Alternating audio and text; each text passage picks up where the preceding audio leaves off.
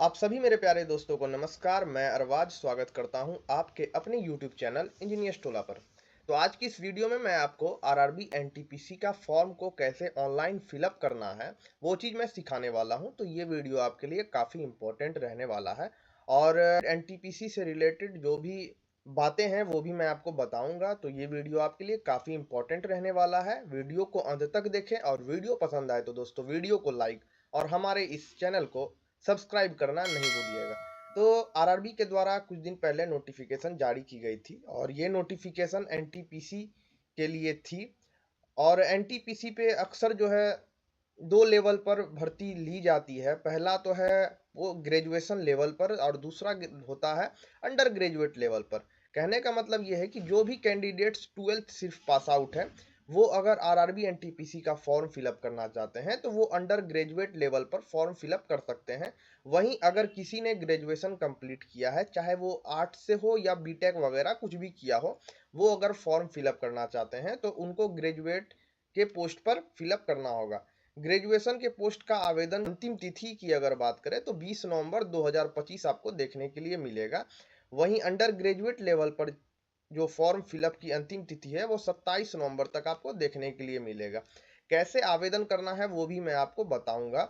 तो अगर जो भी कैंडिडेट्स इससे पहले आरआरबी का कोई भी फॉर्म फिलअप किए होंगे 2024-25 में तो उनको जो है रजिस्ट्रेशन करने की आवश्यकता नहीं है। वो लॉगिन करके यहाँ पर लॉगिन करके वो आगे की प्रक्रिया पूरी कर सकते हैं। लेकिन जो भी फ्रेश कैंडिडेट्स है और पहली बार ये फॉर्म फिलअप कर रहे हैं तो उनको क्या करना होगा, यहाँ अगर वो अंडर ग्रेजुएट लेवल पर फॉर्म फिलअप करना चाहते हैं तो अप्लाई पर क्लिक करेंगे और ग्रेजुएशन लेवल पर फॉर्म फिलअप करना चाहते हैं तो यहाँ ये वाले अप्लाई पर यहाँ पर इनको क्लिक करना है। ठीक है, चलिए उसके बाद इस वेबसाइट का लिंक मैं डिस्क्रिप्शन में डाल दूंगा। वैसे मैं वेबसाइट का आपको नाम बता देता हूँ, rrbapply.gov.in। ये आरआरबी का वेबसाइट है जहां से आप इसका फॉर्म फिलअप कर सकते हैं। तो चलिए मैं इस पर क्लिक करता हूं। अप्लाई पर जैसे ही क्लिक करेंगे यहाँ पर कह रहा है कि sign in to RRB account. RRB account में आप जो साइन इन कर सकते हैं, log in with Aadhaar number से कर सकते हैं या आरआरबी अकाउंट जो आप क्रिएट किए हैं उससे भी कर सकते हैं। तो अगर आप नए हैं, फ्रेश कैंडिडेट है, तो यहाँ क्रिएट एन अकाउंट पर आपको क्लिक कर देना है। और यहाँ पर साफ साफ अक्षरों में ये बताया जा रहा है कि जो भी आरआरबी में 2024 में या 2025 में रजिस्ट्रेशन किए थे, फॉर्म फिलअप किए थे, वो अपने सेम यूजर आईडी और पासवर्ड से लॉगिन कर सकते हैं। ठीक है, तो ये ओके कर देना है। उसके बाद यहाँ पर आपको फॉर्म जैसा डैशबोर्ड दिख जाएगा और इस फॉर्म को फिलअप कर लेना है। जैसे कि कंट्री ऑफ नेशनैलिटी क्या है, इंडिया के हैं तो इंडिया यहाँ पे सेलेक्ट कर लेना है। अपना नाम यहाँ पर फुल नेम टाइप कर लेना है और उसके बाद पुनः यहाँ पर अपना फुल नेम टाइप कर लेना है। उसके बाद क्या आपने अपना नाम कभी चेंज किया था, अगर किया था तो यस करिएगा और नहीं किया था तो नो करिएगा। ठीक है, अपना डेट ऑफ बर्थ जो क्लास 10th के मार्कशीट पर है वो चीज़ यहाँ पर जो है ये कैलेंडर पर क्लिक करके आप डेट ऑफ बर्थ यहाँ पर सेलेक्ट कर सकते हैं। अपना डेट ऑफ बर्थ फिर से यहाँ पर रीटाइप कर दीजिएगा। उसके बाद जेंडर सेलेक्ट कर लेना है। जेंडर सेलेक्ट करने के बाद फिर से जेंडर को सेलेक्ट कर लेना है। फादर्स नेम यहाँ पर टाइप कर लेना है, मदर्स नेम टाइप कर लेना है। ईमेल एड्रेस कंपलसरी है, ईमेल एड्रेस टाइप करके यहाँ पर जनरेट ईमेल ओटीपी पर क्लिक करिएगा। आपके ईमेल पर ओटीपी प्राप्त हो जाएगा और उस ओटीपी को यहाँ पर फिलअप कर लेना है। उसी प्रकार मोबाइल नंबर को यहाँ पर फिलअप कर लेना है और जनरेट मोबाइल ओटीपी पर आपको क्लिक करना है। आपका मोबाइल पर ओटीपी प्राप्त हो जाएगा, उस ओटीपी को यहाँ पर फिलअप कर लेना है। यहाँ पर वेरिफिकेशन थ्रू डिजी लॉकर कह रहा है या वेरिफिकेशन थ्रू आधार कार्ड कह रहा है। तो आप अगर आधार कार्ड के थ्रू वेरिफिकेशन करना चाहते हैं तो यहाँ पर क्लिक करिएगा और यहाँ पर अपना आधार कार्ड नंबर जो है वो चीज़ आप फिलअप करिएगा। आधार कार्ड नंबर से जो भी मोबाइल नंबर लिंक होगा उस मोबाइल नंबर पर आपका ओटीपी प्राप्त होगा और उस ओटीपी को यहाँ पर क्लिक करके वेरीफाई पर क्लिक कर देना है। ठीक है, ये पूरा होने के बाद यहाँ पर एक चीज कह रहा है कि अगर आप एनटीपीसी का फॉर्म फिलअप कर रहे हैं तो आपकी उम्र जो है 18 साल से ज्यादा होनी चाहिए। ये सारी जानकारी मैं पिछली वीडियो में दे चुका हूं कि क्या एलिजिबिलिटी क्राइटेरिया आरआरबी का रहता है। तो यहाँ पर 18 साल से ज्यादा एज के कैंडिडेट्स इस फॉर्म को फिलअप कर सकते हैं। तो यहाँ पर टिक लगा देना है। टिक लगा देने के बाद जो है यहाँ पर आपको अपना एक पासवर्ड सेलेक्ट कर लेना है और पासवर्ड आपका कुछ इस प्रकार का होना चाहिए। ये सारी चीज को फिलिप कर लेने के बाद यहाँ पर आई एम नॉट रोबोट पे क्लिक करना है, और क्लिक करने के बाद preview and create an account पर आपको क्लिक कर देना है। तो इस प्रकार आप अपना रजिस्ट्रेशन कंप्लीट कर सकेंगे। ठीक है, आई होप आपको अच्छे से हर स्टेप समझ में आ गया होगा। सारी चीज को कंप्लीट करने के बाद आप अगर बैक करके जाना चाहते हैं तो बैक करके चले जाइएगा, या लॉग इन हेयर पर आपको क्लिक करना है। ठीक है, अब यहाँ पर आप लॉग इन हेयर पर जैसे ही क्लिक करेंगे, यहाँ पर आपको अगर 2024-25 में क्लिक किए थे, अपना रजिस्ट्रेशन किए थे, तो हो सकता है आपको अपना पासवर्ड वगैरह याद ना हो। अगर पासवर्ड वगैरह याद नहीं है तो यहाँ पर आप लॉग इन विथ आधार के थ्रू भी आप जा सकते हैं। जैसे ही आप अपना फ़ोन नंबर फिलअप करेंगे, यहाँ पर जनरेट आधार ओटीपी मांग रहा है, और आधार ओटीपी आपके मोबाइल नंबर पर आ जाएगा। तो चलिए मैं आपको जो है आधार से लॉगिन करके दिखाता हूँ। तो जैसे ही मैंने यहाँ पर अपना फ़ोन नंबर को फिलअप किया, फ़ोन नंबर फिलअप करने के बाद यहाँ पर मेरे को क्या करना है, ये आई हरवे ऑब्जेक्शन वाले ऑप्शन पर जो यहाँ पे बार दिख रहा है, टिक लगा देना है। टिक लगाने के बाद जो है यहाँ पर अपना जनरेट ओटीपी पर क्लिक करना है। तब जाके आपके मोबाइल नंबर पर ओटीपी प्राप्त हो जाएगा। उसके बाद ओटीपी प्राप्त हो जाने के बाद ओटीपी को फिलअप कर लेना है। उसके बाद आई एम नॉट रॉबोट पर आपको टिक कर देना है। टिक कर देने के बाद लॉगिन पर आपको क्लिक करना है। अब जो है आपका लॉगिन हो चुका है, और अब जो है आप यहाँ पर आ चुके हैं आप अपने प्रोफाइल में। एक चीज मैं आपको और यहाँ पर बताते चलूं कि जो भी कैंडिडेट्स अभी जस्ट रजिस्ट्रेशन किए थे, वो लॉगिन जो है अपने मोबाइल नंबर और पासवर्ड से भी कर सकते हैं। ये उनके लिए था जो 2024-25 में रजिस्ट्रेशन किए थे और भूल गए थे अपना पासवर्ड वगैरह, तो वो इस प्रकार अपना रजिस्ट्रेशन ये उस प्रकार अपना लॉगिन कर सकते हैं। उसके बाद आइए बात करते हैं। यहाँ पर सबसे पहले जनरल इंस्ट्रक्शन आपको दिया गया है, कैसे कैसे एग्जाम होगा तेरा रीजनल इंडियन लैंग्वेज में, ये सब आपको कह रहा है। ऑनलाइन एप्लीकेशन पर आपको यहाँ पर क्लिक करना है, और जैसे ही यहाँ पर आप क्लिक करेंगे, आपके सामने कुछ इस प्रकार का डैशबोर्ड दिखने लगेगा कि अभी जो है प्रेजेंट टाइम में आरआरबी के द्वारा दो टाइप की वैकेंसी निकली हुई है। एक तो अंडर ग्रेजुएट लेवल पर एनटीपीसी है, वहीं दूसरी तरफ ग्रेजुएट लेवल पर एनटीपीसी है। तो आप इनमें से दोनों को अगर अप्लाई करना चाहते हैं तो आप दोनों को अप्लाई कर सकते हैं। वहीं अगर आप सिर्फ एक को अप्लाई करना चाहते हैं तो आप एक को अप्लाई कर सकते हैं। सपोज आप अंडर ग्रेजुएट लेवल पर अप्लाई करना चाहते हैं, तो यहाँ पर जो है आपको अपना जो है जोन, किस जोन के लिए आप फॉर्म फिलअप करना चाहते हैं, वो जोन आपको सेलेक्ट करना पड़ेगा। तो जोन बेसिकली स्टेट वाइज होता है, तो आप स्टेट वाइज आप सेलेक्ट कर सकते हैं। और अगर आप बिहार वगैरह से हैं तो पटना वगैरह आप सेलेक्ट कर सकते हैं, कोलकाता वगैरह भी आप सेलेक्ट कर सकते हैं।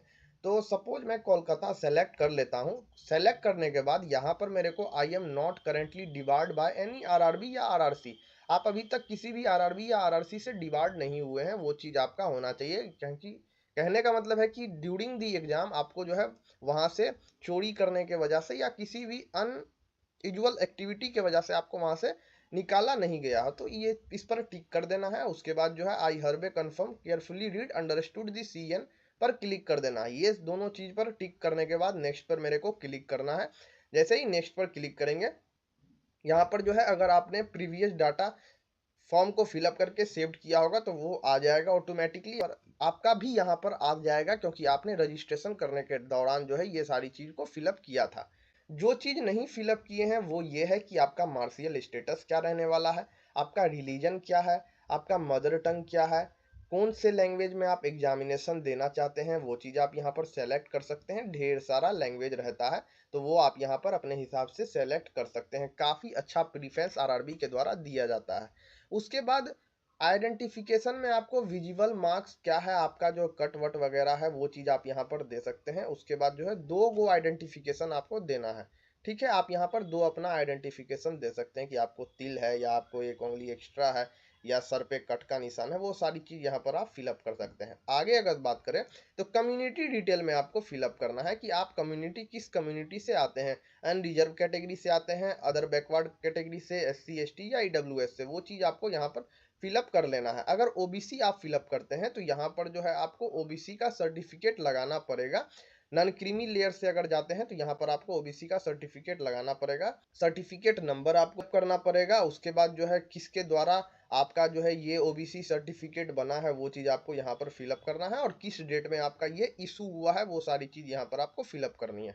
वहीं अगर आप एससी एसटी से जाते हैं तो एससी एसटी का कास्ट सर्टिफिकेट अगर आपके पास है तो आप जो है कास्ट सर्टिफिकेट यहाँ पर फिलअप कर सकते हैं। वहीं अगर आप, एक चीज मैं आपको यहाँ पर क्लियर कर देता हूँ, अनरिजर्व्ड कैटेगरी से हैं तो कोई दिक्कत नहीं है, आप अनरिजर्व कैटेगरी से जा सकते हैं, आपका 500 रुपया फीस लगेगा।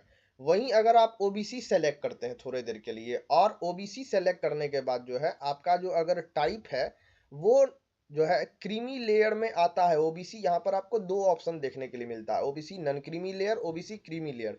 अगर ओबीसी क्रीमी लेयर पर आप सेलेक्ट करते हैं तो यहाँ पर आपको कोई सा सर्टिफिकेट अपलोड करने की जरूरत नहीं है, साथ में ही आपको कोई आरक्षण यहाँ पर नहीं मिलेगा, आपको अनरिजर्व कैटेगरी में ही आपका जो है चयन किया जाएगा, उसी के हिसाब से आपको जो है सब चीज मिलने वाला है। तो ये हो गया ओबीसी से रिलेटेड बातें।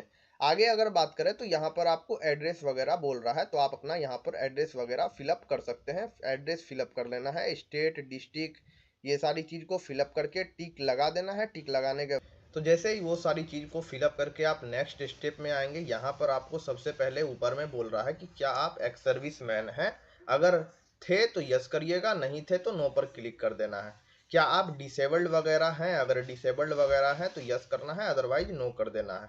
पर अगला स्टेप में ये कह रहा है कि क्या आपकी राइटिंग एबिलिटी वगैरह अफेक्टेड वगैरह है, मतलब आप लिखने वगैरह में असक्षम वगैरह हैं, अगर हैं तो यस करिएगा, नहीं है तो नो पर क्लिक कर दीजिएगा। उसके बाद यहाँ पर आपको कह रहा है कि क्या आप फी वगैरह में छूट चाहते हैं, तो अगर चाहते हैं तो यस करिएगा, नहीं चाहते हैं तो नो पर क्लिक कर दीजिएगा। ठीक है, तो अगर यस करते हैं तो यहाँ पर आपको ईबीसी सर्टिफिकेट अपलोड करना पड़ेगा। उसके बाद जो है किसके द्वारा अथॉरिटी है आपका ईबीसी सर्टिफिकेट, वो चीज यहाँ पर आपको फिलअप कर देना है। रेवेन्यू ऑफिसर के द्वारा आपका ईबीसी सर्टिफिकेट है, यहाँ पर सर्टिफिकेट नंबर आपको फिलअप करना है, जो भी आपके कास्ट सर्टिफिकेट में सर्टिफिकेट नंबर है वो फिलअप करना है, और किस डेट में आपका ये इशू हुआ है वो चीज आपको यहाँ पर फिलअप करना है।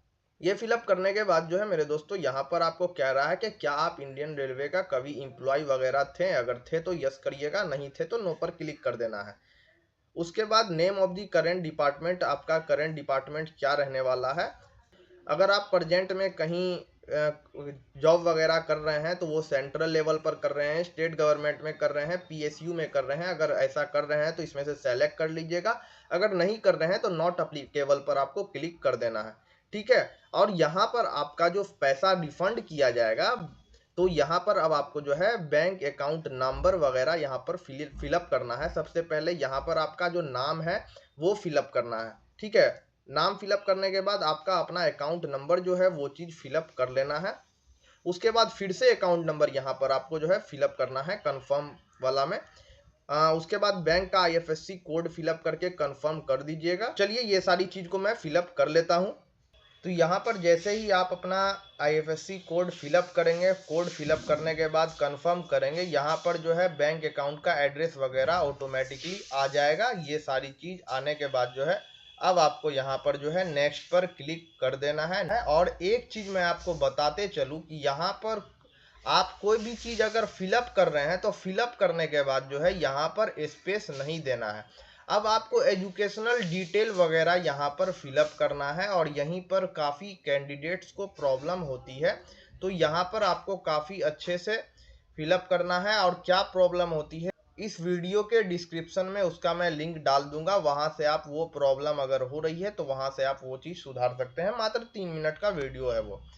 तो यहाँ पर आपको अपना एजुकेशनल डिटेल फिलअप करना है। फिलअप करने के बाद जो है ऐड पर क्लिक कर देना है, तब जाके जो है आपका यहाँ पर डिटेल वगैरह ऐड हो जाएगा। तो अगर आप 10th का डिटेल फिल करते हैं तो ऐड पर क्लिक कर दीजिएगा, 12th का डिटेल फिलअप करते हैं तो फिर से ऐड पर क्लिक कर दीजिएगा। तो इस प्रकार आपको अपना एजुकेशनल डिटेल फिलअप करना है। तो चलिए मैं भी अपना एजुकेशनल डिटेल यहाँ पर फिलअप कर लेता हूँ। तो दोस्तों यहाँ पर जैसा कि आप देख पा रहे हैं, मैंने अपना जो है 10th का क्वालिफिकेशन फिलअप करने के बाद ऐड पर क्लिक कर दिया है, और मेरा जो है क्वालिफिकेशन सक्सेसफुली ऐड ऑन हो चुका है। इस प्रकार अब जो है नेक्स्ट ऑप्शन ओपन हो चुका है, और फिर से यहाँ पर क्वालिफिकेशन मांग रहा है।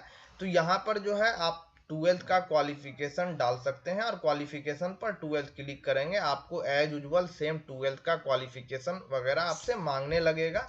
यहाँ पर आपको जो है सब्जेक्ट वगैरह फिलअप करना है, किस स्टेट से आपने 12th किया है वो चीज़ फिलअप करना है, डिस्ट्रिक्ट क्या है वो फिलअप करना है, बोर्ड क्या है वो फिलअप करना है। उसके बाद जो है डेट ऑफ पासिंग, कब आप पास किए हैं, कितने परसेंट से पास किए हैं, परसेंटेज फिलअप कर लीजिएगा। और यहाँ पर जो कह रहा है कि क्या आप कंप्यूटर पर इंग्लिश और हिंदी अच्छे से टाइप वगैरह कर सकते हैं या नहीं, वो चीज़ यहाँ पर शो हो रहा है। तो इसी प्रकार आपको 12th का अपना सारा चीज़ फिलअप करना है।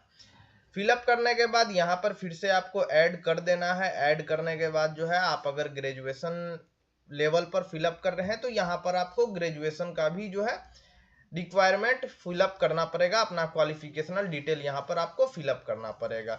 तो ये हो गया आपका क्वालिफिकेशन से रिलेटेड बातें। अब जो है आप नेक्स्ट पर अगर क्लिक करना चाहते हैं तो नेक्स्ट पर क्लिक कर दीजिएगा। और नेक्स्ट पर जैसे ही क्लिक करेंगे यहाँ पर आपको जो है सबसे पहले बोल रहा है कि आपका जो है प्रोफाइल डिटेल वगैरह फिलअप करना है। यहाँ पर कलर्ड पासपोर्ट फोटोग्राफ और बैकग्राउंड जो फोटो का होना चाहिए वो आपका वाइट होना चाहिए, वैसा फोटो यहाँ पर आपको अपलोड करना है। ठीक है। उसके बाद आपका जो सिग्नेचर होता है वो सिग्नेचर यहाँ पर आपको अपलोड करना है। और सिग्नेचर का साइज जो है वो आपको 30 KB से लेके 49 KB के बीच में होना चाहिए। उसके बाद ये सारी चीज को अपलोड करने के बाद मेरे दोस्तों यहाँ पर जो है टिक लगा देना है। टिक लगाने के बाद जो है एज यूजुअल आप अगर सेव करना चाहते हैं सारे चीज को तो सेव कर लीजिएगा। सेव करने के बाद जो है आप नेक्स्ट पर क्लिक कर सकते हैं। और नेक्स्ट पर क्लिक करने के बाद जो है यहाँ पर आपको जो है प्रीफेंस एंड प्रीव्यू का ऑप्शन शो होना चालू हो जाएगा। आप अपने हिसाब से प्रीफेंस सेलेक्ट कर लीजिएगा और सेलेक्ट करने के बाद नेक्स्ट पर क्लिक कर देना है। और यहाँ पर आपका जो है सारा जो डिटेल आपने फिलअप किया है वो सारा डिटेल आपको शो होना चालू हो जाएगा। और उसके बाद आप पेमेंट कर सकते हैं बाय QR कोड।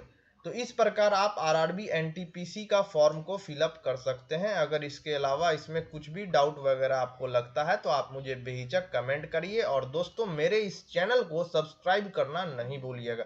तो दोस्तों मिलते हैं अगली वीडियो में, तब तक के लिए जय हिंद।